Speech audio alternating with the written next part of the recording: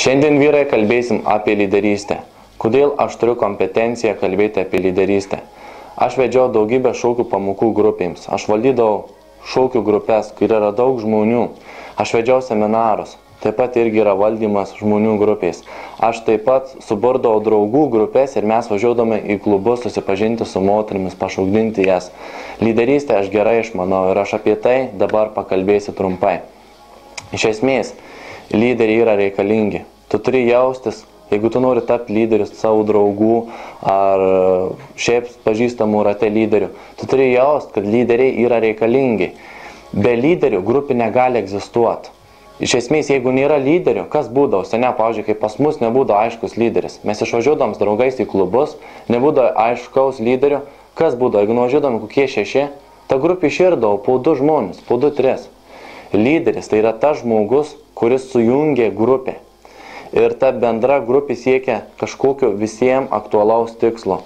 Taigi tavo kaip užduotis yra išsiaiškinti pagrindinę motivaciją ir jūsų visų bendrą tikslą, ką jūs norit siekti kaip grupė. Tada tu iš tikrųjų turi klausimais dar išsiaiškinti jų pagrindinę žmonių motivaciją, kodėl jie būna šalia tavęs, ką jie tokio čia gauna. Nes jeigu tu nežinai tikrų tų žmonių motivacijos, tu anksčiau ar vėliau tos žmonės prarasi. Taigi, pagrindinė, pavyzdžiui, iš mano asmeninio tobulėjimo motivacija prie manęs būti vyrams būdavo tai, kad aš juos suprasdavau. Jie jausdavosi tarp grupės, kuri juos supranta, kurie turi bendrą pomėgį, kurie bendrai domisi alfa vyrų psichologija, bendravimu su moterimis, kurie nori praktikuotis, eiti bendrauti su moterimis, lavinti laisvą bendravimą. Ir aš sudarydavau energetiką aplink grupę.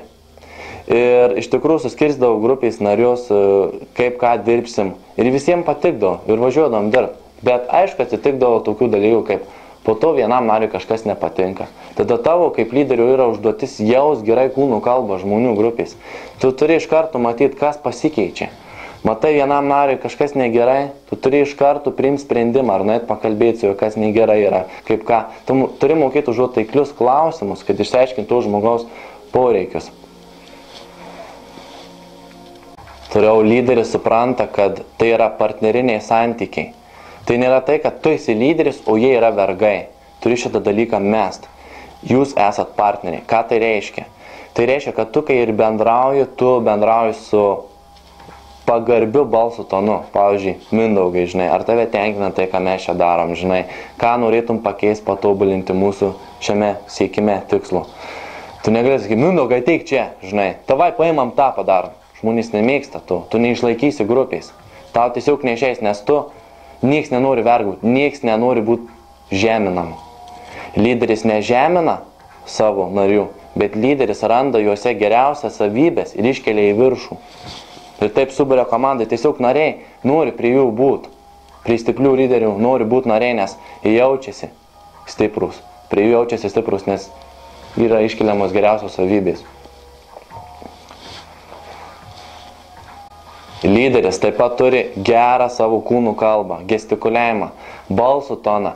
Iš esmės jis atsistoja centre ir aiškiai šneka su rankom, su energija.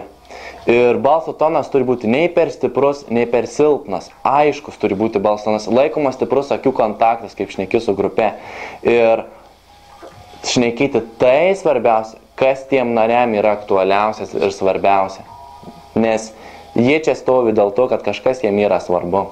Aktualu. Jie nedėl ko stovi. Ir tavo užduotis kaip lyderių yra išsiaiškinti, kodėl tie nariai aplink tave stovi, kas jiems čia yra svarbaus, kodėl jie čia būrėsi aplink tave. Lyderis turi turėti, turi situaciją, kada reikia priimti sprendimą. Tarkim, aš paprastą paimsiu pavyzdį. Aš nueidavau į klubus su draugais ir matau, kad klube yra nekokia situacija, nieko čia gero nėra, iškart pasižiūriu narių kūnų kalbą. Man kompas, man iškart duoda atsakymus, ką daryti. Aš prieinu, sakau, nieko gero, einam iš čia, ne? Ir matau irgi, aišku, sako, einam, žinai. Ir išeinam mes visi partneriai. Realiai, grupė yra partneriai susirinkę ir vienas kitam duoda po mažą, įdeda realiai mažai pastangų į grupę, bet gauna po daug. Tada jiem tokie mainai apsimoka. Kad tau būti lyderiu, Tai tau irgi turi tie manai apsimokėti, nes lyderiu būti tai nėra lengva. Tu turi priimti sprendimus už grupę. Tu turi surasti poreikius, nustatyti visiems tikslą, kokį sieksit, rūpintis pastoji grupė. Kad tau viską apsimokėtų daryti, tu kažkokią turi gauti vertę iš tų darimų. Tau daug didesnė, nei kad tu įdedi pastangas. Tada tau viskas apsimokės.